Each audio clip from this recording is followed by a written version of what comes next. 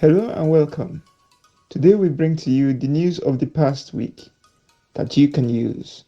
And with that, we forecast what is to come in the new week. My name is Major from the Brothers at Newspedia.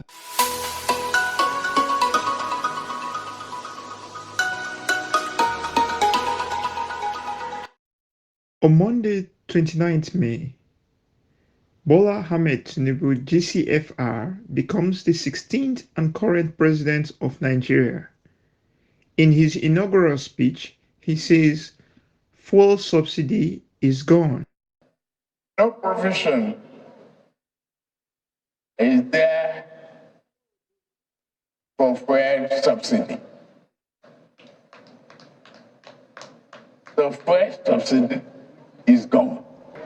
In the spirit of Made in Nigeria, the newly sworn-in governor of Abia State, Alex Otti, rides in a parade car made by Innocent Motor. From the stables of the brothers at Newspedia, we say this is commendable.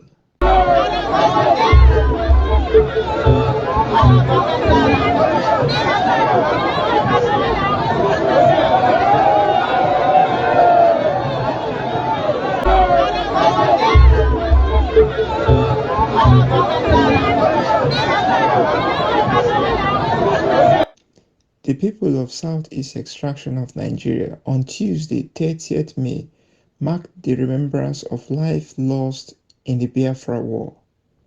We, the brothers at Newspedia, say, for the departed souls, may they rest in glory. Amen. On Wednesday, 31st May, following the removal of subsidy by President Bola Tinubu, the Nigerian National Petroleum Corporation Limited confirms full deregulation of the downstream sector of the Nigerian petroleum industry. They insist they will now sell at market price. In sports, the Nigeria under-20 male football team, the Flying Eagles, defeated the Argentine team to qualify into the quarter-final stage of the World Cup competition. They now face the Korean team on Sunday, 4th June by 6 o'clock Nigerian time. And to wrap up this week's episode of the program, we present our prediction for the coming week.